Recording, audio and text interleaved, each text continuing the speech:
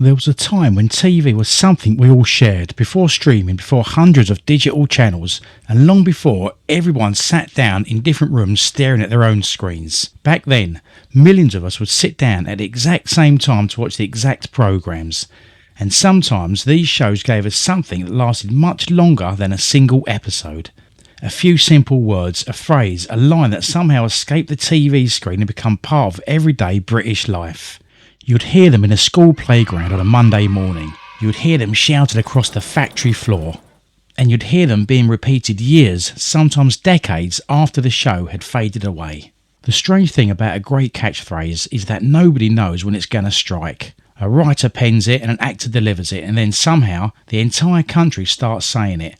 Today, we're looking back at 10 TV catchphrases that become woven into the fabric of British culture. Not in any particular order, but let's start at number 10.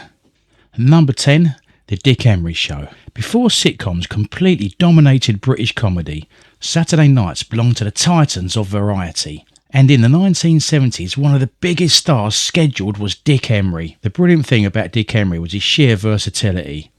He didn't just tell jokes, he transformed a cheeky schoolboy, a buck-toothed vicar, a flamboyant aristocrat. Each had their own walk, their own look, and their own unmistakable voice. But it was his character Mandy, with her peroxide blonde hair and iconic shoulder-shoving reaction to the interviewer, that gifted us with the ultimate phrase, "You are awful, but I like you." It perfectly captured a very British sense of humour. Someone could be cheeky, outrageous, or completely inappropriate, and if they did it with a wink, we loved them for it. The phrase became an instant shorthand for everyday workplace banter, and it summed up exactly why Britain fell in love with Dick Emery.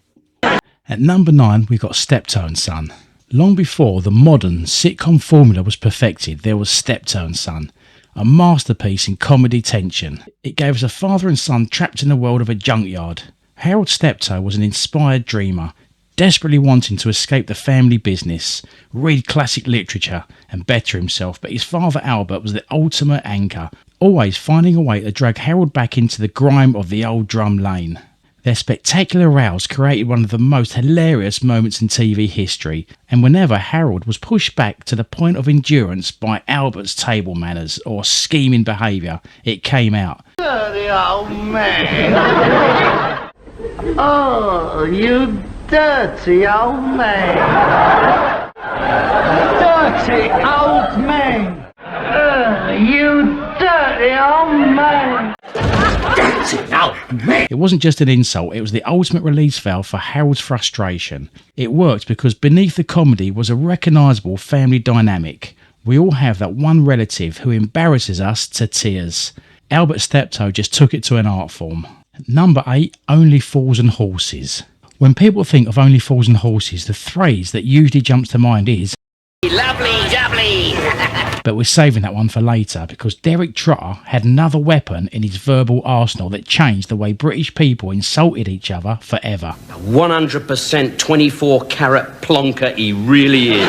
You're a plonker all your life, Rodney. What a plonker! Don't be a plonker.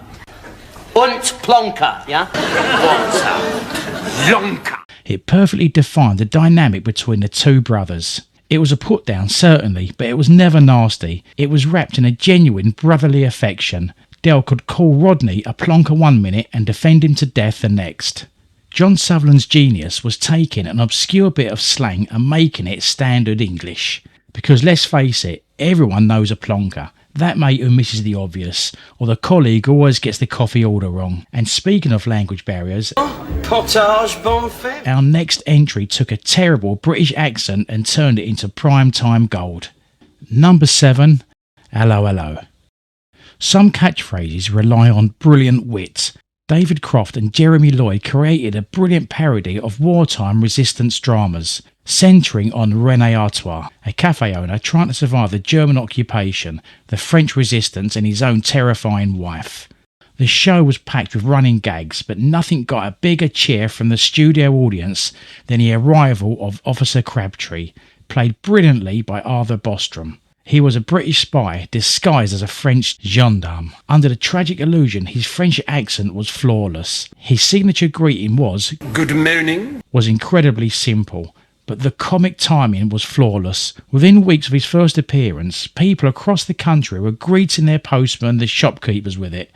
That's the exact moment a catchphrase stops belonging to the scriptwriter and starts belonging to the nation. Good morning. Number 6, we got The Fast Show. By the mid-1990s, British sketch comedy was moving at breakneck speed. The Fast Show tore up the old rulebook by ditching long setups and delivering lightning-fast punchlines. It was a character engine pumping out unforgettable catchphrases by the dozen.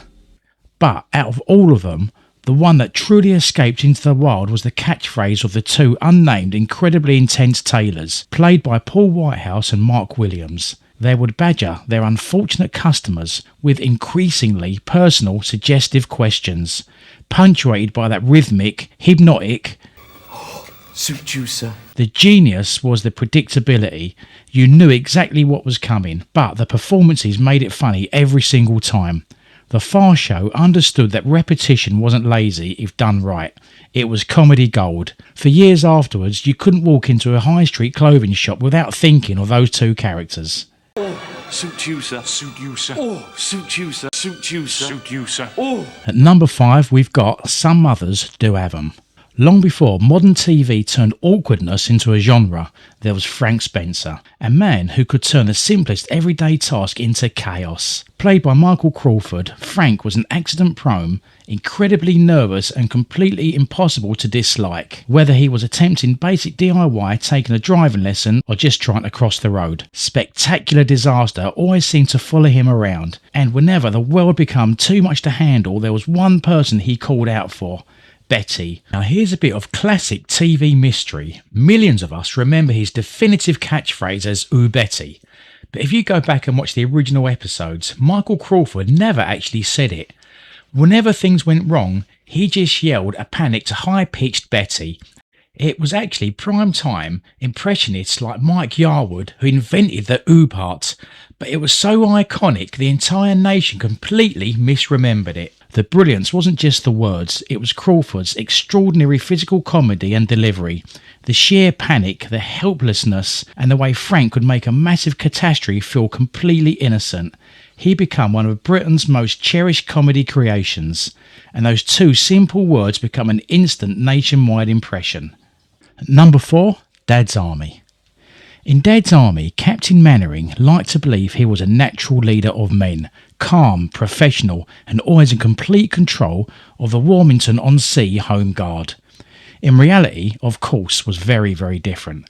The platoon faced endless blunders, and whenever things started going slightly wrong, Lance Corporal Jones was the first to offer his signature frantic advice. Don't panic! Don't panic! The joke was beautifully simple. Jones was always the one doing the panicking, running in circles while shouting at everyone else to stay calm. But Dad's Army worked so brilliantly because these characters felt like real people. They weren't superheroes, they were just ordinary blokes trying their best. And decades later, "don't panic" is still the phrase we all use the second a situation starts going sideways. Don't panic! Don't panic! Don't panic! Don't panic! Don't panic! At number 3, we've got One Foot in the Grave. By the early 1990s, British comedy had found a brilliant new lane, trading traditional setups for the everyday frustrations of modern life. And at the centre of it all was a man who seemed to have the worst luck in human history. Victor could turn a standard Tuesday into a battleground, a broken appliance, a mix-up at the doctor's, or finding a dead donkey dumped in his garden. Life was a constant assault on his sanity. And when the world threw another unbelievable situation his way, out come that legendary explosion of pure disbelief. I don't believe it! The funny thing is, Victor actually didn't say it nearly as often as people remember. But that just proves how incredibly powerful the phrase become. It perfectly captured the collective frustration of modern Britain. It was the ultimate expression for those days when life finds completely new ways to go wrong. I don't believe it! Number 2, Blackadder. A truly great catchphrase doesn't need to be a surprise. Sometimes the audience just needs to hear the first couple of words, and they're already smiling because they know exactly what's coming next. That was the magic of Baldrick's famous announcement. I have a cunning plan. The moment Tony Robinson delivered that line, you knew the plan was going to be absolutely terrible, usually involving a turnip. Edmund Blackadder was clever, cynical, and desperate to escape whatever trouble he was in, while Baldrick was, well, Baldrick. Their dynamic created some of the finest dialogue in British comedy history. The joy wasn't waiting for the punchline, it was watching a completely ridiculous plan fail every single time. I have a plan, sir. Really, Baldrick? A cunning and subtle one? Yes, sir. At number 1, we've got Only Fools and Horses again. When Only Fools and Horses first broadcast in 1981, nobody could have predicted the massive impact it would have on British culture. And at the absolute heart of that success was Derek Trotter. Del Boy was the ultimate optimist, a man who genuinely believed that a fortune was always just 24 hours away. Every dodgy deal, every suitcase full of one-legged turkeys, every crazy scheme was just a stepping stone to greatness. And whenever a plan looked like it might actually pay off, he'd celebrate with his definitive sign-off. Lovely jubbly. Those 2 words summed up Del Boy perfectly. The confidence, the drive, and the unshakable belief that this time next year we'll be millionaires. John Sullivan took an old advertising slogan from an orange drink and turned it into a defining catchphrase of a generation.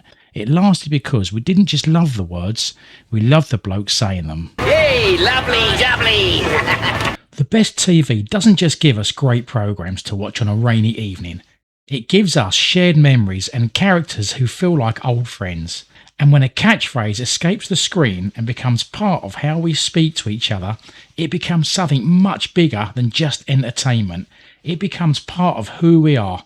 So if you enjoyed this trip down memory lane, give the video a like, subscribe to the channel, and I'll see you next time right here on Back to the Box.